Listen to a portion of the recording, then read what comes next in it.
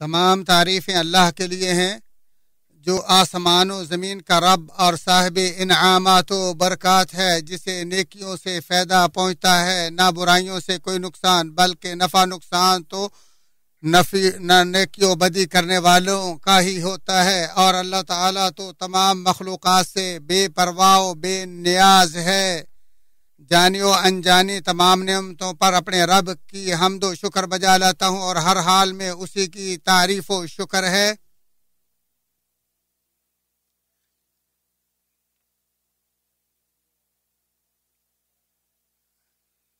میں گواہی دیتا ہوں اللہ وحدہ لا شریک کے علاوہ کوئی سچا معبود نہیں، وہ خوبصورت ناموں اور عظیم الشان صفات کا مالک ہے۔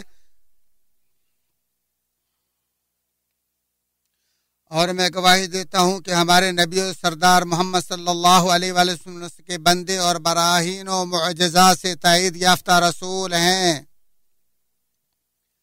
اے اللہ اپنے بندے اور رسول محمد صلی اللہ علیہ وآلہ وسلم اور خیرات کی طرف جلدی کرنے والے ان کے تمام آل و اصحاب پر صلاۃ و سلام اور برکتیں نازل فرما۔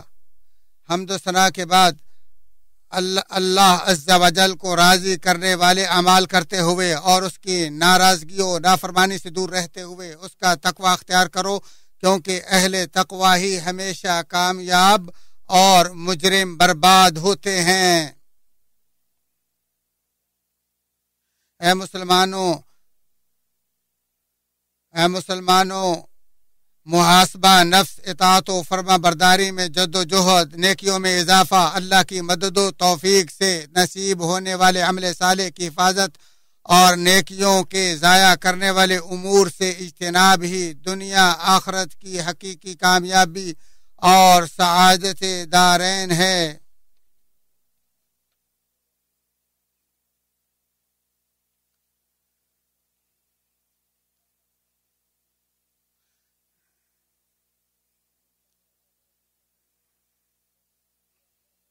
جیسا کہ اللہ تعالیٰ نے فرمایا، جس نے اپنے رب کے سامنے کھڑا ہونے کے خوف سے اپنے نفس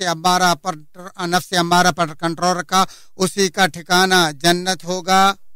اور جنتیوں کے بارے میں اللہ عز و جل فرماتا ہے، اور آپس میں ایک دوسرے کی طرف متوجہ ہو کر سوال کریں گے اور کہیں گے، اس سے پہلے ہم اپنے گھروں کے درمیان بہت ڈرا کرتے تھے، پس اللہ نے ہم پر بڑا احسان کیا اور ہمیں تیز و تند گرم ہواؤں کے عذاب سے بچا لیا ہے۔ اور فرمایا، اے ایماندارو، اللہ اور رسول کی اطاعت کرو اور اپنے اعمال کو ضائع نہ کرو۔ اللہ تعالیٰ کے اس فرمان ہر شخص کو چیک کر لینا چاہیے کہ اس نے کل قیامت کے واسطے کیا پونجی جمع کی ہے۔ کی تفسیر میں ابن کثیر رحمہ اللہ فرماتے، اپنا حساب شروع ہونے سے پہل بذات خود اپنا محاسبہ کرتے ہوئے چیک کر لو کہ روز قیامت اور اپنے رب کی پیشی کے لیے تم نے اپنے لیے کتنی نیکیاں ذخیرہ کر رکھی ہیں۔ ابن کثیر کی بات ختم ہو گئی، اور آپ صلی اللہ علیہ وآلہ وسلم نے فرمایا، حقیقی عقل مند شخص وہ ہے جس نے اپنے نفس پر کنٹرول کرتے ہوئے مرنے کے بعد کے لیے کچھ کما لیا، اور عاجز و بے بس وہ ہے جس کی خواہشات نفس اور پر مسلط و غالب رہیں اور وہ خالی اللہ سے امیدیں لگائے بیٹھا رہا۔ اسے ترمذی نے روایت کیا، یہ حدیث حسن ہے، اور اسے ترمذی نے ابو یعلا شداد بن اوس رضی اللہ تعالیٰ عنہ کے حدیث سے روایت کیا ہے۔ ماضی، حال اور مستقبل یعنی ہر وقت تمام گناہوں سے توبہ کرنا، نیکیوں میں اضافہ اور باطل کرنے والے امور سے عمل صالح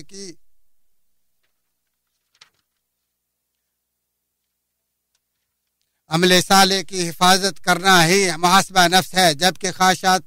خواہش نفس کی پیروی، محرمات کا ارتکاب، ترک طاعات اور عمل صالح کو ضائع کرنے والی چیزوں کے قریب جانا ہی در حقیقت بدبختی، خسارہ اور ذلت و رسوائی ہے۔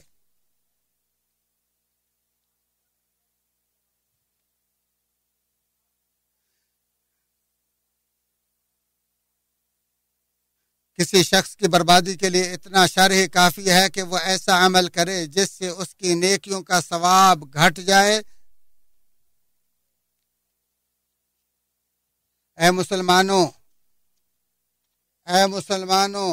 تم دیکھ رہے ہو کہ کس طرح شب و روز دھڑا دھڑ گزر رہے ہیں اور سال پر سال نیکی سے خالی جا رہے ہیں، اور یہ کہ گزرا ہوا دن اور اس کی کوئی چیز ہرگز واپس نہیں آئے گی، اور عمر بھی تو چند دن اور راتیں ہیں، پھر موت کے آتے ہی عمل منقطع اور خالی امیدوں کا غرور فاش ہو جائے گا۔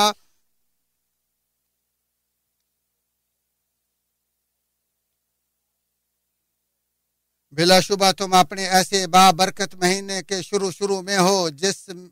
جس میں اللہ تعالیٰ نے تمہارے لیے بھلائیوں کے دروازے کھول دیے اور اسباب خیر کو آسان کر دیا ہے، چنانچہ تم بھلائیوں کے دروازوں میں داخل ہو جاؤ اور ہلاکت و بربادی کے دروازوں میں گھسنے سے بچو۔ فرمانے باری تعالیٰ ہے، ایماندارو اسلام میں پورے کے پورے داخل ہو جاؤ اور شیطان کی پیروی نہ کرو، کیونکہ وہ بلا شبہ تمہارا واضح دشمن ہے۔ اے مسلمانوں ایمان و قرآن کی شان و عظمت کو سمجھو، کیونکہ ایمان و قرآن سے بڑھ کر کوئی افضل عطا نہیں ہے، اور جو بھی مسلمان بحالت ایمان اللہ سے اجر و ثواب کی امید سے رمضان کا روزہ رکھتا ہے، وہ ایمان اور قرآنی برکات کو پا لیتا ہے، اور جو قرآن پر عمل کرتا ہے وہی حقیقی اہل قرآن ہے، اگرچہ وہ حافظ قرآن بھی نہ بھی ہو، اور جو عمل نہ کرے وہ اہل قرآن نہیں ہو سکتا، بھلے وہ حافظ قرآن ہی کیوں نہ ہو۔ قرآن کا ہدایت، عمومی و خصوصی رحمت اور باوقار زندگی کے ساتھ رمضان میں نازل ہونا امت کا سب سے پہلا انعام ہے۔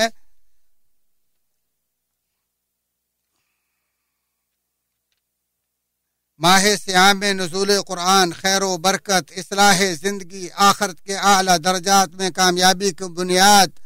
اور روشنیوں کا منبع، جہالت و گمراہی اور اندھیروں کی دوری کا باعث ہے۔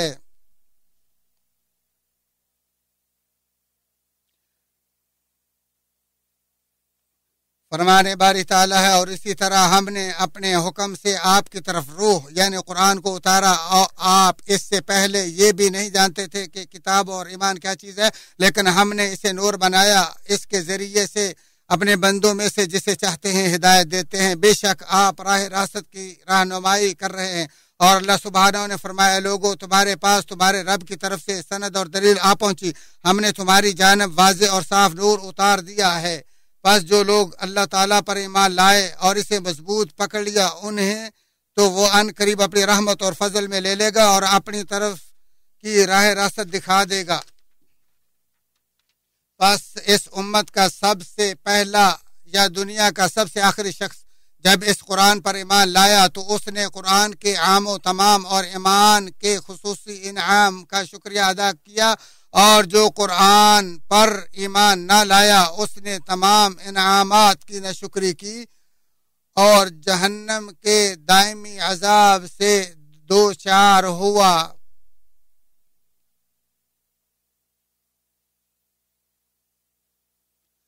فرمانے باری تعالیٰ ہے، اور تمام فرقوں میں سے جو بھی اس قرآن کا منکر ہو اس کے آخری وعدے کی جگہ جہنم ہے، اور فرمایا جو اس قرآن کے منکر ہیں وہی گھاٹے اور خسارے والے ہیں، اور فرمایا جن لوگوں نے ہماری آیتوں کو جھٹلایا اور ان سے تکبر کیا ان کے لیے آسمان کے دروازے نہ کھولے جائیں گے اور وہ لوگ کبھی جنت میں نہ جائیں گے جب تک کہ اونٹ سوئی کے ناکے کے اندر سے داخل نہ ہو جائے، اور ہم مجرم لوگوں کو ایسی ہی سزا دیتے ہیں، ان کے لیے آتش دوزخ کا بچھونا ہوگا اور ان کے اوپر اسی کا اوڑھنا ہوگا، اور ہم ایسے ظالموں کو ایسی ہی سزا دیتے ہیں۔ اللہ تعالیٰ نے ہر چیز پر محیط اپنے علم و حکمت اور ہمارے ساتھ مہربانی کی وجہ سے ہم پر رمضان المبارک کے روزے فرض کیے ہیں، اور اللہ کے رسول صلی اللہ علیہ وسلم نے ہمارے لیے رمضان کے قیام کو سنت قرار دیا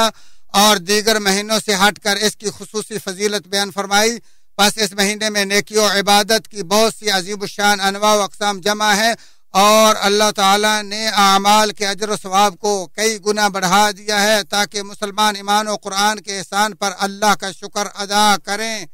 نعمتیں عطا کرنے والے اللہ جل وعلا کا شکریہ ادا کرنا بہت ضروری ہے تاکہ وہ نعمتوں کو زوال سے محفوظ رکھے اور وہ ابھی اور آئندہ مزید احسانات سے مالا مال فرما دے۔ اللہ کے انعامات پر شکر کئی قسم کی عبادات سے ممکن ہے،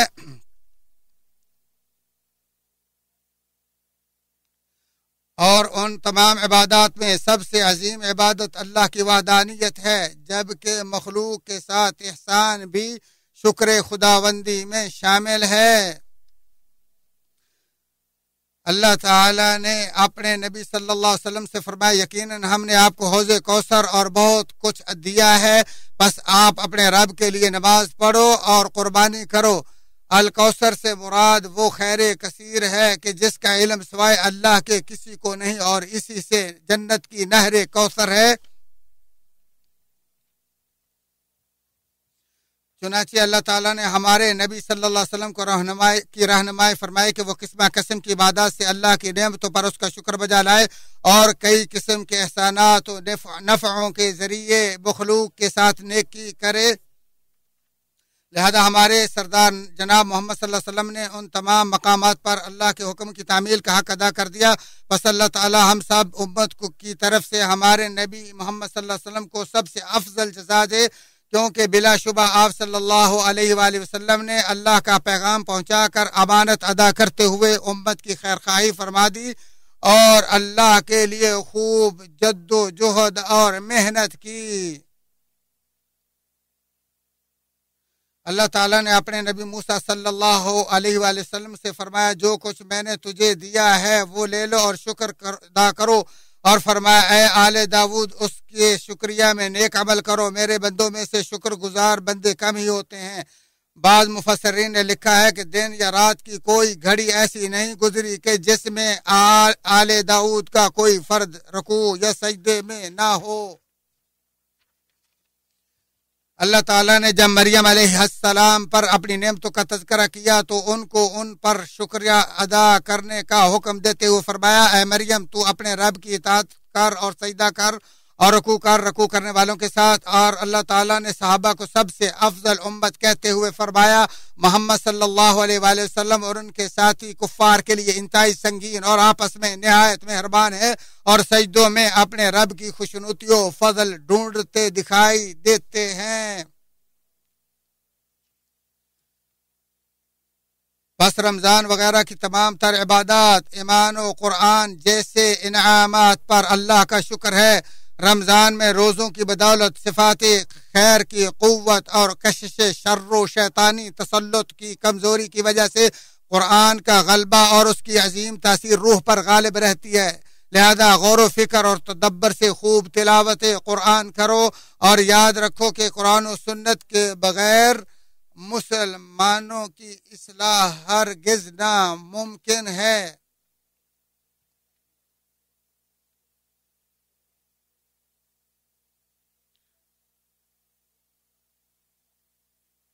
اور اگر دنیا کے زندہ و مردہ سب دانا جہاں کی گتھی سلجھانے کے لیے اکٹھے ہو جائیں تو وہ سلجھا نہیں سکتے،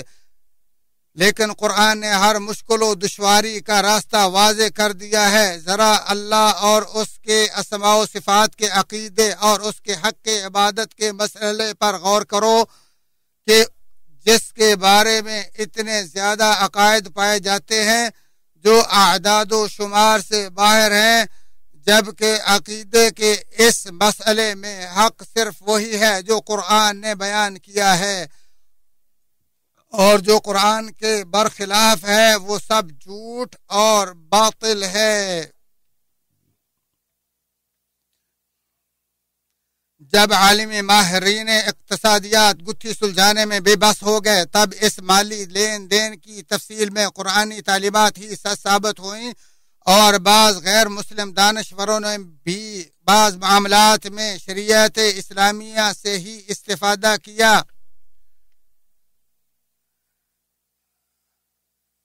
اگرچہ سب لوگوں کا مسلمان ہونا ممکن نہیں، لیکن سب مسلمانوں کے لیے یہ ضروری ہے کہ وہ قرآن و سنت پر اس طرح کار بند ہوں کہ جب لوگ ہر مسلمان کو ایک شاندار نمونہ دیکھیں تو اس سے استفادے پر مجبور ہو جائیں، خواہ اپنے دنیاوی معاملات میں ہی کیوں نہ ہوں۔ قرآن عظیم ہی امت کا ڈھانچہ، بقا، عزت اور قوت و طاقت ہے۔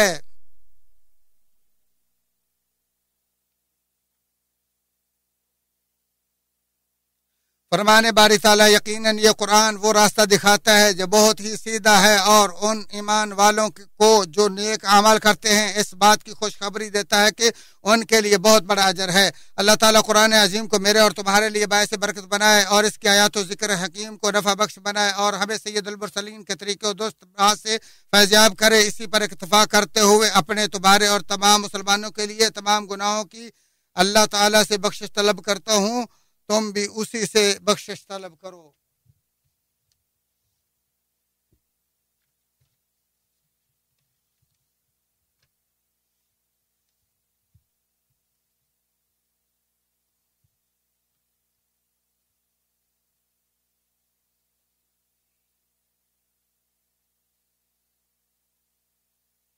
تمام تعریفیں اس اللہ کے لیے جو پہلی اور دوسری بار پیدا کرنے والا ہے، جو چاہتا ہے وہی کرتا ہے، اسی کی حقیقی بادشاہت اور اسی کی حمد ہے، جو چاہتا ہے وہی فیصلہ کرتا ہے۔ میں اپنے رب کے فضل پر اسی کے حمد و شکر بجا لاتا ہوں اور اسی سے مزید کا سوال کرتا ہوں، اور میں گواہی دیتا ہوں کہ اللہ وحدہ لا شریک کے علاوہ کوئی سچا معبود نہیں، وہی ولی الحمید ہے۔ اور میں گواہی دیتا ہوں کہ ہمارے نبی و سردار محمد صلی اللہ علیہ وسلم اس کے بندے، رسول اور راہ راست کے ہادی ہیں۔ اے اللہ اپنے بندے اور رسول محمد اور ان کی ہدایت یافتہ آل و اصحاب پر صلاۃ و سلام اور برکتیں نازل فرما۔ حمد و ثنا کے بعد ہر حال میں اللہ کا تقوی اختیار کرتے ہوئے دنیا آخرت کے شاندار نتائج کے حصول میں کامیاب ہو جاؤ۔ اے اللہ کے بندو، اس زندگی کے منافعوں کے ساتھ ساتھ تم میں سے روشن خیال لوگوں کے لیے فریضہ صوم میں بہت بڑا اجر و ثواب ہے۔ البتہ روزہ اپنے روزہ دار کے لیے تب تک سود مند اور ثمر آور نہیں ہو سکتا جب تک وہ اسے عمل صالح کے ذریعے پاکیزہ نہ رکھے، اور روزہ توڑنے یا روز ثواب میں کمی کرنے والے تمام جرائم و گناہ سے اس کی حفاظت نہ کرے۔ چنانچہ اے مسلم، جب تو روزہ رکھے تو تیرے کان، آنکھ، زبان اور اعضاء کا بھی تمام حرام امور سے روزہ ہونا چاہیے، تاکہ نیکیوں سے تمہارا تزکیہ نفس ہو سکے۔ فرمانے باری تعالیٰ ایماندارو، اللہ اور رسول کی اطاعت کرو اور اپنے اعمال کو ضائع نہ کرو۔ اور حدیث میں ہے کہ جب تمہارے کسی ایک کہ روزے کا دن ہو تو وہ جماع و فحش گوئی اور فسق و فجور سے اجتناب کرے، اور اگر اسے کوئی گالی دے تو وہ کہے میں روزے سے ہوں۔ بخاری مسلم۔ حضرت ابو ہریرہ رضی اللہ تعالیٰ عنہ سے مروی ہے کہ آپ صلی اللہ علیہ وسلم نے فرمایا، اگر کوئی شخص جھوٹ بولنا اور دغا بازی روزہ رکھ کر بھی نہ چھوڑے تو اللہ تعالیٰ کو اس کی کوئی ضرورت نہیں کہ وہ اپنا کھانا پینا چھوڑ دے۔ بخاری شریف۔ اور ابو ہریرہ رضی اللہ تعالیٰ عنہ سے روایت ہے کہ آپ صلی اللہ علیہ وسلم نے فرمایا، روزہ تب تک گناہوں سے ڈھال ہے جب تک اسے توڑا اور خراب نہ کیا جائے، یعنی غیبت و چغلی جیسے گناہوں سے اسے نہ توڑا جائے۔ اے مسلم، رمضان میں اپنا محاسبہ کر لو تاکہ قیامت کے دن کے حساب میں آسانی ہو جائے، اور اپنے آپ سے پوچھو کہ کیا تو نے رمضان میں اللہ کے حکم کے مطابق نماز قائم کی، اور کیا روزے کے ساتھ ساتھ زکوٰۃ بھی ادا کی؟ کیا تو نے تمام گناہوں سے اللہ کے سامنے توبہ کر لی؟ کیا تو نے سود اور حرام کاروبار جیسی تمام حرام کمائیوں سے توبہ کر لی ہے؟ کیا تو نے کبھی صلہ رحمی بھی کی ہے؟ کیا تو نے والدین کے ساتھ نیک برتاؤ کیا ہے؟ کیا تو نے کبھی نیکی کا حکم دیا اور برائی سے روکا ہے؟ کیا تو نے نبوی صلی اللہ علیہ وآلہ وسلم نبوی طریقے کے پر کاربند رہنے کی کوشش کی تاکہ ہدایت یافتہ لوگوں میں شامل ہو جائے؟ فرمانے باری تعالیٰ، ایماندارو، اللہ تعالیٰ سے ڈرو اور بالکل سیدھی سیدھی بات کہو، اللہ تمہارے اعمال کی اصلاح کر کے تمہارے گناہ معاف فرما دے گا، اور جس نے اللہ اور اس کے رسول کی اطاعت کی اسے بہت بڑی اور عظیم کامیابی حاصل ہوگی۔ اے اللہ کے بندو، بے شک اللہ تعالیٰ اور اس کے فرشتے نبی صلی اللہ علیہ وآلہ وسلم پر درود بھیجتے۔ ایمان والو، تم بھی آپ صلی اللہ علیہ وسلم پر درود و سلام بھیجو۔ آپ صلی اللہ علیہ وآلہ وسلم نے فرمایا جس نے مجھ پر ایک بار درود بھیجا اللہ اس کے عوض اس پر 10 رحمتیں برکتیں نازل فرماتا ہے۔ اے اللہ اپنے نبی صلی اللہ علیہ وآلہ وسلم پر اور ان کے آل پر رحمتیں برکتیں اسی طرح نازل فرما جس طرح تو نے ابراہیم اور ان کی آل و اصحاب پر رحمتیں اور برکتیں نازل فرمائی ہیں، بے شک تو حمید مجید ہے۔ اللہ تو تمام صحابہ سے راضی ہو جا اور بالخصوص خلفاء راشدین جو کہ ہدایت یافتہ ہیں ان سے راضی ہو جا، ابو بکر، عمر، عثمان اور علی رضی اللہ تعالی عنہم جمیعاً، اور تابعین، تبع تابعین سب سے راضی ہو جا، اور یا اللہ ان کے ساتھ ساتھ ہم سے بھی راضی ہو جا اپنے فضل و احسان سے، اے ارحم الراحمین۔ اے اللہ اسلام اور اہل اسلام کو عزت عطا فرما، اے اللہ اسلام اور اہل اسلام کو عزت نصیب فرما۔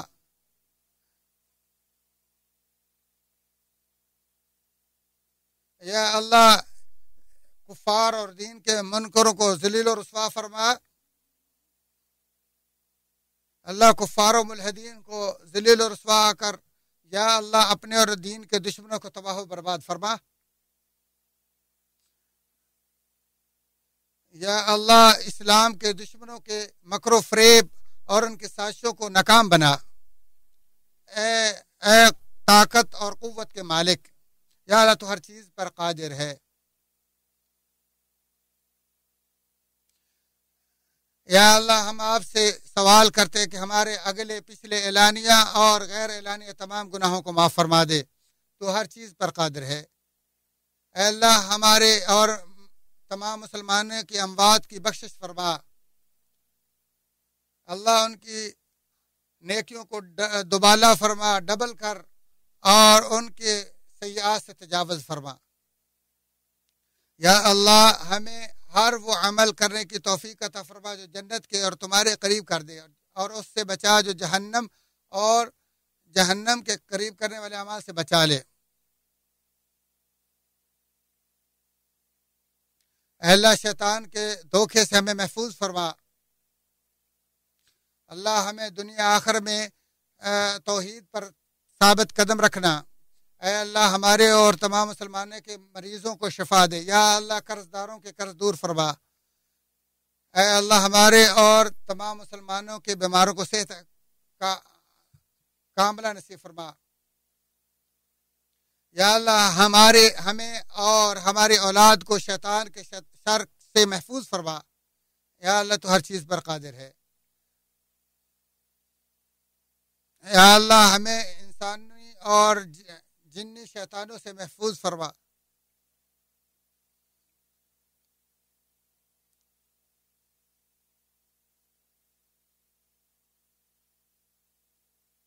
اے اللہ ہم آپ سے دعا کرتے ہیں کہ اپنے دین اور نبی کی مدد فرما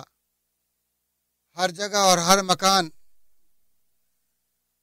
اے اللہ بدعات و خرافات کو ذلیل و رسوا کر، اور یا اللہ بدعت جو تیرے دین کی مخالف ہے، تیرے نبی کے لائے ہوئے شریعت کی مخالف ہے، اس بدعت کو تباہ و برباد کر، رسوا کر۔ یا اللہ تو ہمارا معبود ہے جس کے علاوہ کوئی سچا معبود نہیں، یا اللہ تو اپنے بندوں پر غالب ہے۔